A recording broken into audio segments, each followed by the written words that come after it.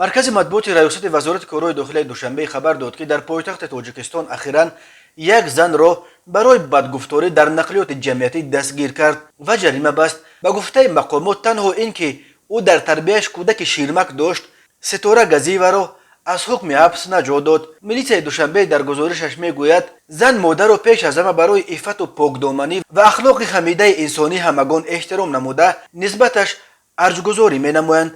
اما واقعا باعث تأسف بزرگ و ننگ است که بعضا عملهای ناپسندیده و خورکننده نام زن از جانب بعضی زنان صادر میگردد. از جمله صحنه 29 مارس سال 2022 در شبکه‌های اینترنتی نوار نشر گردید که در آن دشنام و الفاظ نهایت قبیح یک نفر زن در داخل نقلیات جمعیتی انعکاس یافته است. بسیاری ها رفتار این زن را شدیداً محکوم نموده از ریاست وزارت کارهای داخلی دوشنبه خواستند تا نسبت به او در دایره قانون چاراندیشی کرده شود.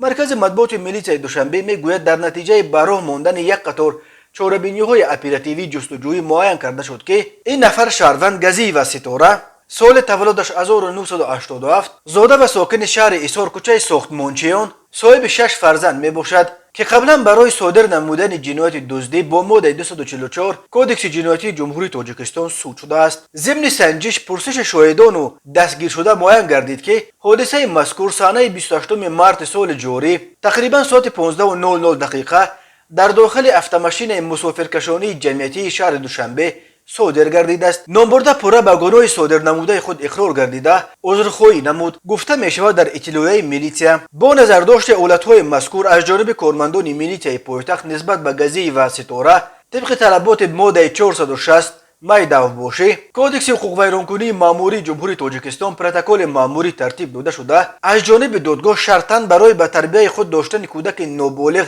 6 ماهه جریمه ماموری تطبیق کرده شد.